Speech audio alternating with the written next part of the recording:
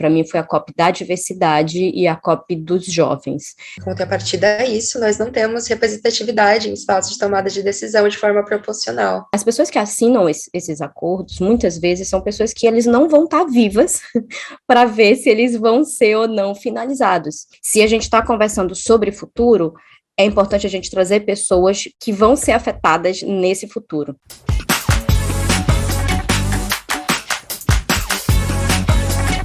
Então, oi, gente, meu nome é Natália Wagner, tenho 30 anos, moro aqui no Amazonas, mas sou original, nascida no estado do Pará, ou seja, 100% amazônida. Eu sou bióloga, trabalho com educação ambiental na Amazônia há um tempo,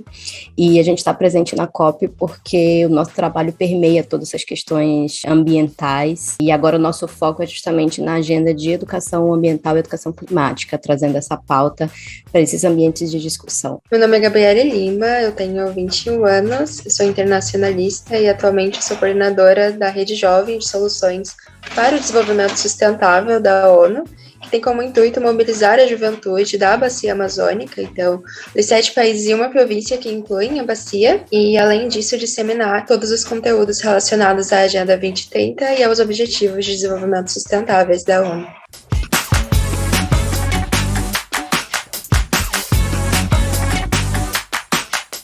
A COP é o que a gente chama de Conferência Anual sobre as Mudanças Climáticas das Nações Unidas. A sigla COP representa a Conferência das Partes, né? O que são essas partes? Elas são os signatários da Convenção Quadro das Nações Unidas sobre a Mudança Climática, que é o UNFCCC,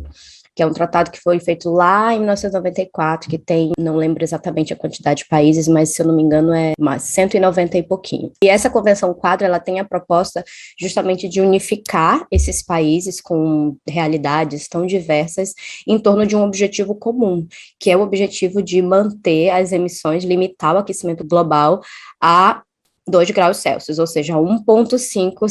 se possível, né, relacionado com os níveis pré-industriais. Então, é essa grande convenção que faz esses acordos, como, por exemplo, o Acordo de Quioto e logo em seguida o Acordo de Paris. Então, o objetivo maior disso é justamente trazer essas negociações entre governos, entre autoridades de países do mundo todo. Também a gente encontra representantes da sociedade civil,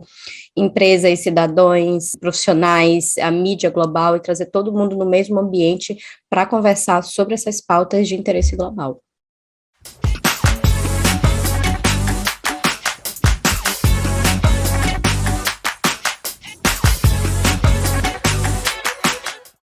Acredito que as maiores expectativas que eu tinha para com a participação na Conferência das Partes era entender que tipo de organizações estavam compondo, né, as tomadas de decisões em nível global. A gente tem os 2 primeiros dias voltados para as lideranças globais, mas todo o lobby verde se concentra em apresentar soluções para o desenvolvimento sustentável. E acredito que essa expectativa foi sanada. Eu acho que a mobilização jovem me chamou bastante atenção, e foi além das minhas expectativas. A gente teve diversas manifestações que foram capa de notícia em Glasgow, porque conseguiram reunir diversas pessoas durante a Conferência das Partes, então a pressão climática estava muito latente durante a conferência. Mas, em linhas gerais, eu acho que todas as pessoas que compartilharam uma primeira experiência de Conferência das Partes, ou que já estavam há anos comparecendo a esse evento, tiveram a reflexão de que a gente não tem mudanças latentes nas emissões, né, na revisão do que foi alcançado pelos países, e parece que é uma contínua tentativa de adiar a mudança de fato, né, de adiar essa linha de ação. Então, quando chega agora em 2021, a gente tem um discurso que pauta 2030, então, provavelmente, quando a gente chegar no próximo ano, eles vão estar falando de 2045, e são líderes que provavelmente não estarão nem vivos para conseguirem, enfim, né, alcançar os objetivos, e obviamente não estarão mais na gestão. Então, isso me abalou um pouco, mas acredito que a juventude está aqui para que a gente consiga dar novo gás aos líderes do futuro e as expectativas que a gente tem para a mitigação das mudanças climáticas. Eu acho que o progresso que eu esperava, estando lá presente, né, presencialmente pela primeira vez em 11 anos de ambientalismo, ver pessoas diversas, corpos diversos, né, realidades diversas na COP, e como a Gabi falou, assim,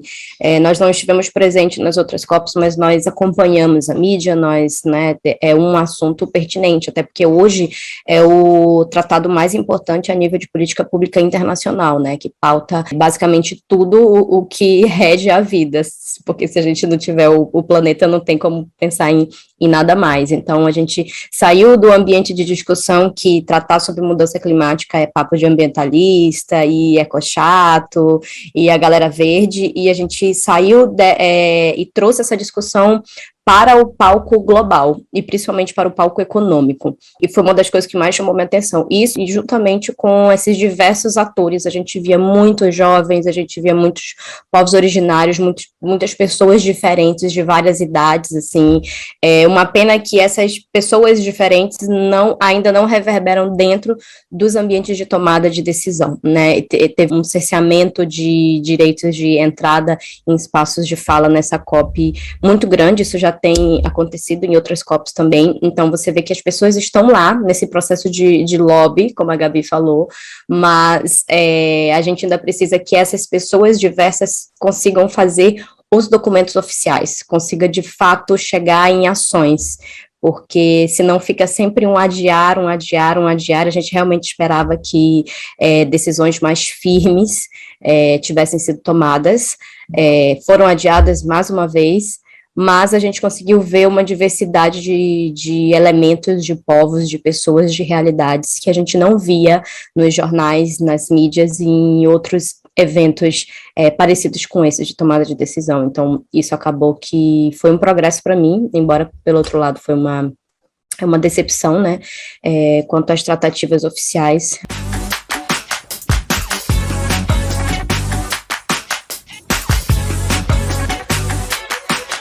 Também me chamou muita atenção um número grande de lideranças muito importantes, assim, relevantes na política pública internacional, sendo muito pressionadas e muito cobradas a tomarem medidas necessárias a reduzir essas emissões. Nem sempre os líderes respondem, né, da maneira como a gente acha mais interessante. E uma coisa que chamou a minha atenção, que eu não esperava, assim, acho que a gente já está esperando há tanto tempo, desde 2015, que cada COP a gente fala, não vai rolar, que é a finalização do livro de regras do Acordo de Paris, né, a gente está desde 2015 falando, próxima COP fecha,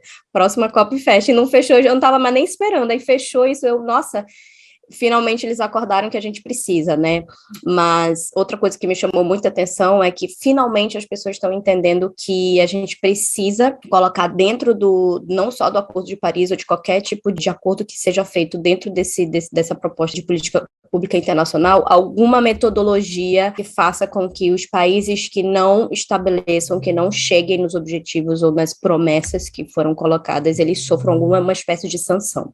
É o tipo de coisa que a ONU, em geral, dentro do universo dela, não trabalha, então tem que se pensar como que isso vai ser feito de maneira que não seja prejudicial ou violenta, né, mas que seja de uma maneira a pressionar cada vez mais, que seja, não sei, talvez uma sanção política, uma pressão um pouco mais forte, a gente ainda não sabe como isso vai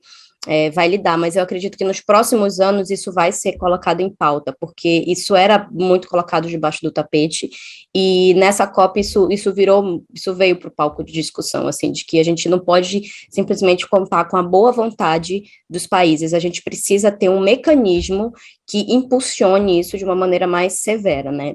Como que as organizações, as Nações Unidas vão fazer isso, a gente ainda não sabe, mas é algo que a gente espera para a próxima COP.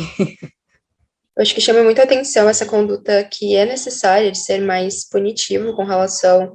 a todos os avanços e não avanços que a gente tem dos tomadores de decisão global.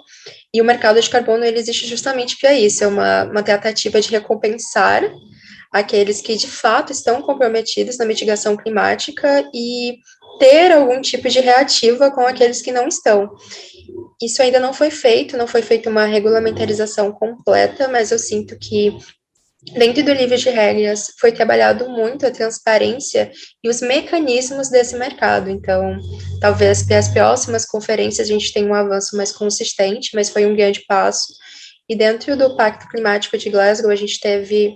3 pontos muito importantes, e dentre eles a gente teve a redução de carbono de subsídios fósseis, mas a gente não teve a eliminação deles. E isso com certeza, né, não é o ideal, mas a gente consegue ter um vislumbre de que nessas tratativas os Estados-membros estão cada vez mais entendendo que com o passar dos anos e com a pressão política e com a pressão social que o lobby verde está fazendo, ou eles mostram resultados concretos para as metas que eles se comprometem a cumprir, ou a insatisfação só vai crescer. Então, acho que são reflexões importantes, porque as perspectivas que a gente tem para as próximas conferências são de ações e resultados pautados nesses pequenos passos feitos nesse ano. Então, acredito que seja isso. Também chamou atenção e vale lembrar 2 pactos que, dentro da política nacional brasileira, são muito importantes, que foi o Acordo de Florestas, que prevê zerar ou reverter o desmatamento que já foi feito até 2030. A gente tem muito pé atrás com isso, né, porque a gente não sabe exatamente como é que o governo vai agir dessa maneira, sendo que a política nacional dos últimos 3 anos tem sido inversamente proporcional com o que a gente de fato precisa e tem ido contra a política que a gente tentou colocar durante muito tempo de redução do desmatamento nos últimos 10 anos. Mas foi feito um acordo, o Brasil se comprometeu internacionalmente, isso gera muita pressão e muita expectativa. Então, embora a gente não tenha muita fé em como que dentro do país isso vai ser feito, a gente acredita que esses processos de pressão desses acordos possam funcionar, inclusive em mercados internacionais, essa é a nossa expectativa. E o acordo de metano, né, que foi uma coisa completamente inesperada também, do nada eles vieram com o acordo de metano. Os países, assim, que utilizam muito metano assinaram, inclusive o Brasil, e outros meio que caíram fora quando a água começou a ficar muito quente. Não foi exatamente o que a gente queria, uma redução só de 30% até 2030, mas ainda assim é muito importante, porque o metano ele é um assunto que as pessoas sempre acabam deixando muito de lado, não querem se comprometer por ser muito difícil de reduzir, principalmente no Brasil, por exemplo, quase, se eu não me engano, quase 30% do nosso PIB é investido em questões relacionadas à agropecuária, a agricultura, como a gente, né, conhece de larga escala, a monocultura. Então você você se comprometer a reduzir 30% o metano até 2030 é muita coisa. Também, do mesmo jeito que o Acordo das Florestas foi feito, a gente não sabe exatamente como isso vai se dar, quais as metodologias que o país vai utilizar isso a nível nacional. Mas, ainda assim, a assinatura de um acordo internacional dentro desses ambientes de discussão é sempre um passo importante.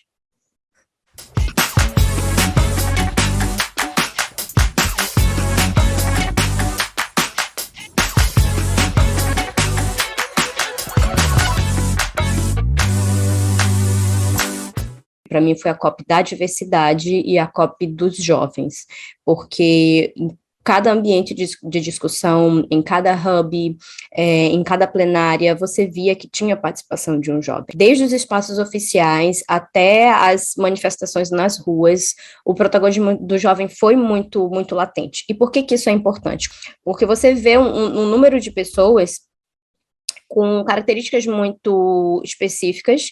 que acabam figurinha repetida em todas essas negociações. Então, a nossa meta é justamente que haja uma diversidade, que seja plural, né, que tenha a possibilidade de, em ambientes de tomada de decisão, que vão afetar a vida de todos, inclusive a nossa, que grupos específicos possam estar lá representados. E nada melhor do que a juventude. Então, se a gente está conversando sobre futuro, é importante a gente trazer pessoas que vão ser afetadas nesse futuro, né? Por isso que eu acho que os jovens, nesses ambientes de discussão internacionais, eles precisam estar presentes. E não só na COP, tá, gente? Eu acho que é o tipo de discussão que a gente precisa trazer, inclusive para dentro da nossa realidade, para dentro do nosso ambiente de trabalho, para dentro da nossa política internacional. Você se vê representado nas pessoas que você vota, nas pessoas que estão fazendo políticas públicas que vão influenciar a sua vida, ou você está deixando simplesmente o negócio correr, pessoas que não entendem a sua realidade, ditar as regras e as normas como a gente deveria agir num futuro que não diz respeito a eles. Então, eu acho que esse é o grande papel da juventude, né? Se empoderar desses espaços, porque sim, há espaço para a juventude, assim como há espaço para diversos outros grupos que a gente chama de subrepresentados, né? Que eles sejam representados.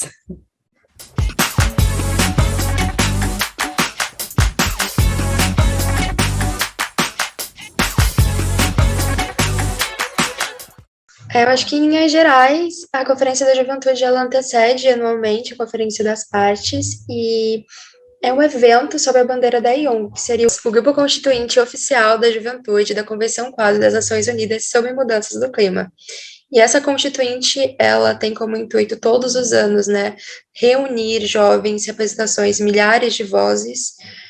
por todo o globo na construção de um documento unificado. Então, neste ano, a gente teve mais de 74 mil assinaturas,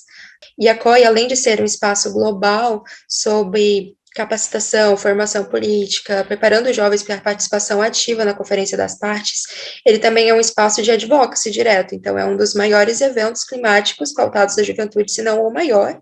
onde você consegue, de fato, ter um resultado direto, que é a entrega desse documento global, dessa voz unificada da juventude para os tomadores de decisão, e, no caso, o presidente da Conferência das Partes deste ano, né? E uma coisa que ele ressaltou bastante foi o quão animador e surpreendente é saber que a juventude está tão mobilizada para isso. Mas, em contrapartida, eu acho que a juventude ela é muito cobrada, então falar que os jovens são os líderes do futuro e que nós seremos os principais impactados com as mudanças climáticas é também colocar a juventude numa posição de responsabilidade. E, em contrapartida a isso, nós não temos representatividade em espaços de tomada de decisão de forma proporcional. Então, a Conferência da Juventude é um importante marco para isso, que tem como intuito aproximar essa escuta ativa da juventude. A gente tem diferencialidades. Se a gente se coloca no papel, né, de liderança futura, eu acho que muitos erros podem ser consertados ao longo do processo, e dentre eles a representação, né? Então, acho que a gente tem muitos avanços a serem feitos na pauta de inclusão de jovens, na pauta de acessibilidade. Hoje em dia não é todo jovem que fala sobre o clima, que se sente engajado em falar sobre uma temática que vai afetar a sua vida, e a conferência é justamente isso, essa preocupação em consolidar uma educação climática consistente nos modelos educacionais que a gente tem ao longo do globo, é essencial para que esses jovens do futuro não tenham as mesmas problemáticas que a gente sofre hoje em dia, que é essa detenção, né, do monopólio de conhecimento específico no meio climático ou de participação nesses eventos globais. Acho que eles devem ser acessíveis a qualquer tipologia de juventude.